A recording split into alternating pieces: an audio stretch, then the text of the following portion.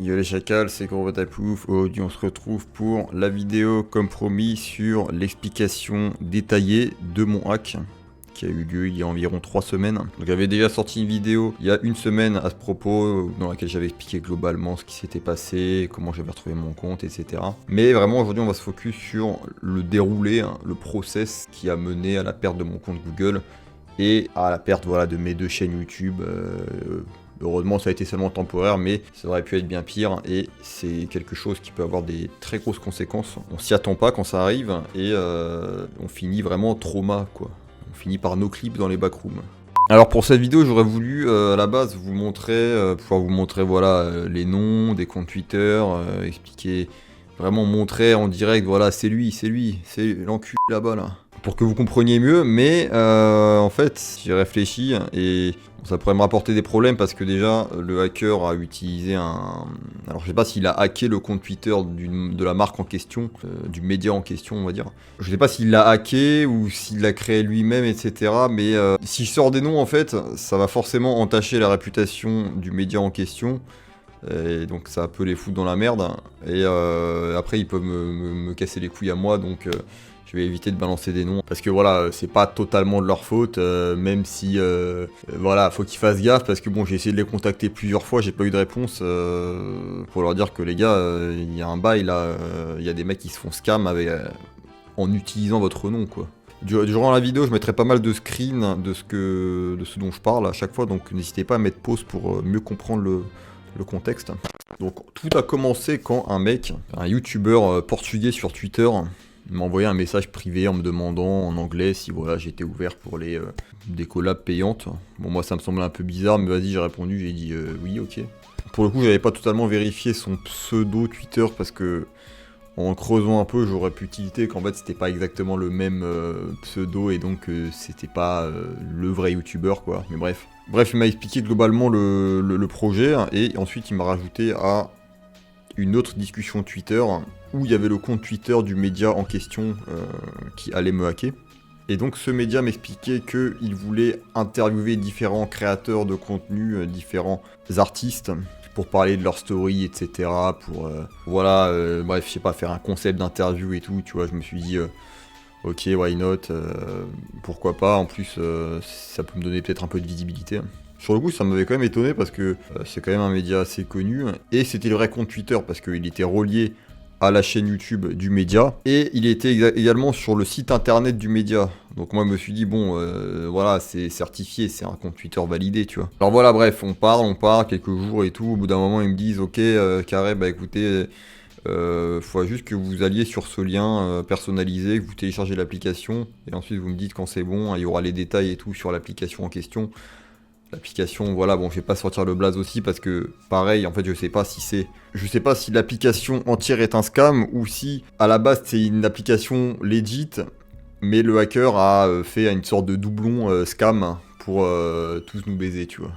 C'était une sorte d'application pour connecter les artistes avec des marques, d'autres créateurs, etc. Tu sais, un peu genre Salesforce, TikTok, une sorte de mix entre les deux, tu vois. Je me suis dit, les mecs, ils sont en train de faire une campagne pour gagner des utilisateurs et tout, tu vois. Pourquoi pas, tu vois. Mais bon, faut jamais se faire des scénarios comme ça où tu t'imagines plein de trucs et en fait, tu sais, pour que ça devienne rationnel dans ta tête un peu, tu vois. Bref, voilà, j'ai creusé un peu, tu vois, mais je me suis dit, bon, vas-y, on va tester, tu vois. En plus, j'avais vu qu'il y avait carrément une chaîne YouTube dédiée à cette application, hein. Alors, c'était une chaîne YouTube qui bidait, mais il y avait pas mal de vidéos et tout. Je me suis dit, bon, ça fait beaucoup là, non? Je me suis dit, bon, vas-y, ça devrait être legit, tu vois. En plus, l'application, je l'ai téléchargée et je l'ai foutu sur virus total, zéro alerte ni quoi que ce soit. Donc, je me suis dit, bon, ça devrait le faire, tu vois. Même s'il y avait 2-3 red flags par-ci par-là sur le site et sur le process en général, comment ça se passait, je me suis dit, bon, ça devrait bien se passer, hein. Et non, mon gars, fatale erreur. Donc bref, avec tous les éléments que j'avais en main, je me suis dit, bon, il y a un petit risque, voilà, il y a une petite couille dans le pâté, mais au pire, voilà, il se passera pas grand-chose.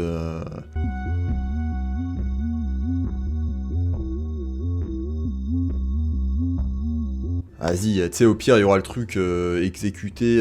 Voulez-vous toujours d'exécuter auteur inconnu, je sais pas quoi, et je mettrai non parce que je baderai en fait, tu vois. Mais en fait, non, j'ai téléchargé, parce qu'à la base c'était un fichier zip. J'ai dézippé le truc, j'ai cliqué sur application, et là, déferlement de rageux.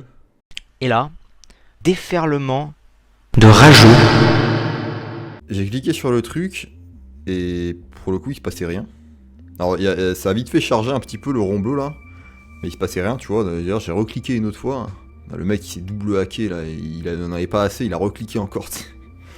Mais bref, il se passait rien, donc je reclique, ça marche pas. Donc le gars, je lui envoie un message, je lui dis ouais mec, ton truc il marche pas et tout. Après, tu vois, je suis sur le PC allongé un dimanche soir, donc je suis là, vas-y, j'aurai des trucs à la con, je fais des trucs, je sais même plus ce que je faisais. Et genre 40 minutes après avoir cliqué, je capte que sur mon téléphone que j'ai eu plein de mails, hein, alerte de sécurité et tout.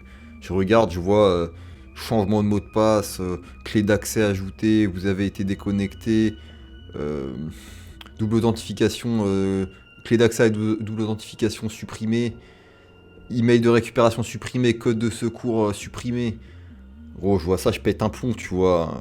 Après, je vois sur Chrome, je suis plus connecté et tout. Je vois, tu sais, je veux me connecter, je vois, votre mot de passe a été changé il y a moins d'une heure. Putain, quand tu vois ça, mon gars, je te dis pas le coup de chaud que t'as d'un coup.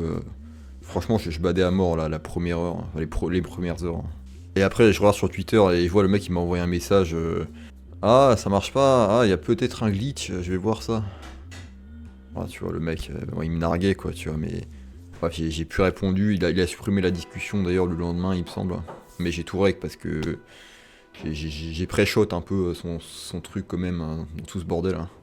Et bref, les premières heures, franchement, c'est là où quand tu te fais hacker, c'est le pire moment parce que tu sais pas en fait à quel point t'es atteint, qu'est-ce qui a été touché exactement, qu'est-ce qui se passe, tu vois. Bon, le premier réflexe déjà, c'est de déconnecter Internet, donc ça, je l'ai fait au bout de 1 heure peut-être, tu vois. Un peu tard, mais bon, tu sais, j'étais sur le PC, j'essayais de régler des trucs, tu vois, quand même. Et heureusement, quand j'ai vu que le mec, il avait lancé des lives sur le Bitcoin, scam sur ma chaîne, ça m'a un peu rassuré parce que je me suis dit, ouais, ça va, c'est un bot qui fait ça en masse, j'ai déjà vu ça. Au moins, c'est la preuve unanime que je me suis fait hack, tu vois. Et au moins, le compte va se faire locked, bloqué assez rapidement, tu vois. Parce que comme je disais, si ça avait été un hack vraiment ciblé, un mec personnellement qui veut qui veut me mettre dans la merde, ouais, là, ça aurait été encore pire, tu vois. Mais bref, pour en revenir au point central de toute cette vidéo, c'est que le truc, c'est que je me sentais invincible et insouciant avec cette histoire de double authentification, parce que je me disais, bon, si jamais un mec veut se connecter sur ma session, sur mon compte, je sais pas où, bah, dans tous les cas, j'aurai la pop-up sur téléphone, voulez-vous faire ça, est-ce que c'est vous? Et je mettrai non, tu vois. Mais pas du tout en fait, parce que cette double authentification peut être contournée très facilement aujourd'hui par n'importe qui, du moins pour ce qui est des comptes Google, parce que j'ai beaucoup parlé avec ChatGPT, ça a été mon petit poulet, hein, durant tout le hack qui m'a aidé et tout. Bon, tu sais, des fois il te faisait des paranoïas, genre il te rendait un peu plus paranoïaque, mais au moins, bon, t'étais sûr si tu suivais ce qu'il disait, tu vois. Dans ces moments-là, vaut mieux être trop parano que pas assez, quoi. Et donc, en fait, ChatGPT m'a expliqué assez rapidement que, ouais, c'était probablement un cookie grab.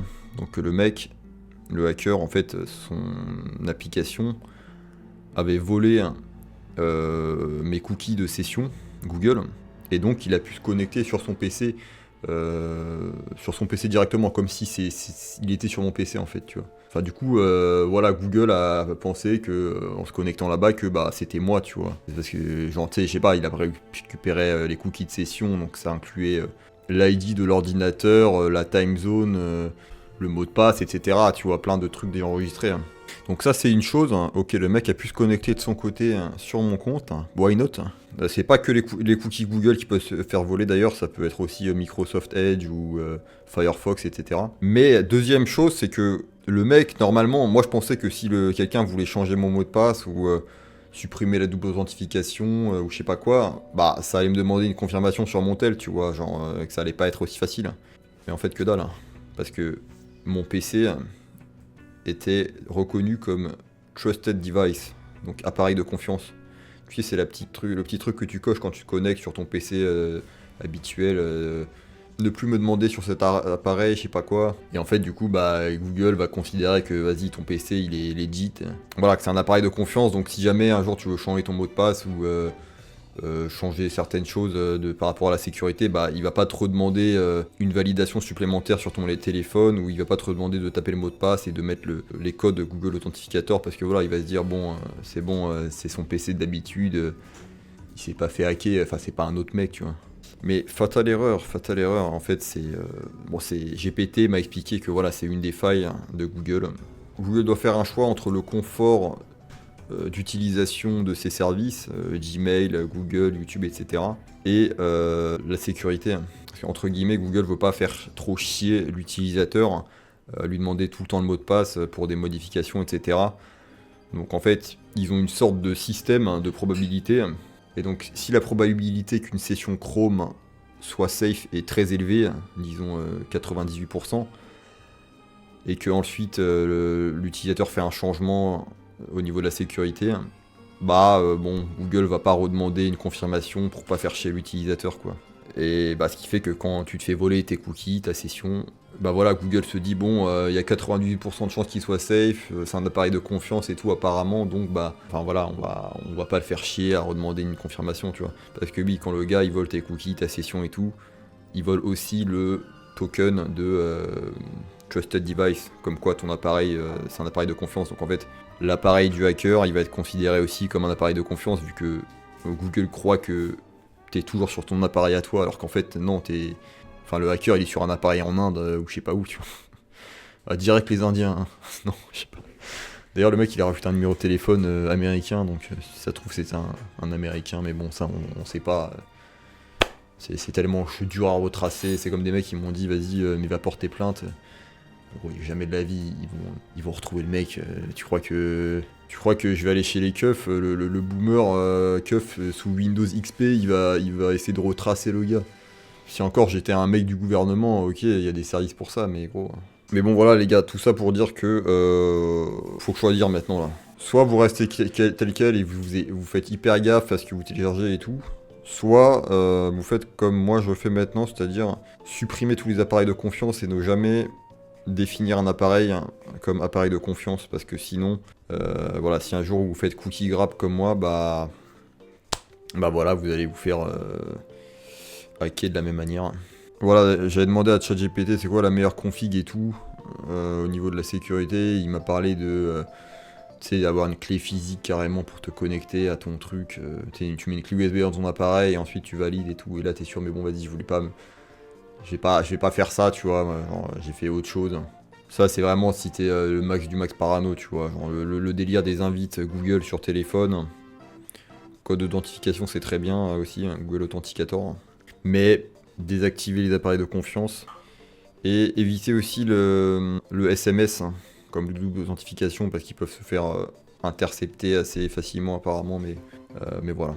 D'ailleurs, après mon hack, il y a un abonné qui est venu m'écrire, on a un peu parlé de la situation et tout, je lui ai montré le site et le malware et tout qui m'avait hacké.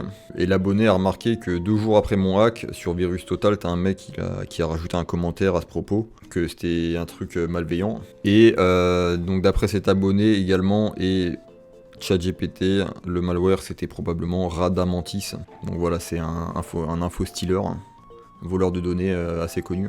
Pour tout vous dire d'ailleurs, quand j'ai voulu récupérer des fichiers sur mon PC compromis, avant de le reset, j'ai utilisé une clé Linux Live, voilà, pour être en totale sécurité en étant sur le PC, avec l'internet coupé bien évidemment, et j'ai remarqué que le virus avait créé plein de doublons de certains fichiers en .lnk à la fin, tu vois. Alors les fichiers en .lnk, c'est des fichiers, quand tu cliques dessus, qui sont du coup censés ouvrir un autre fichier, hein.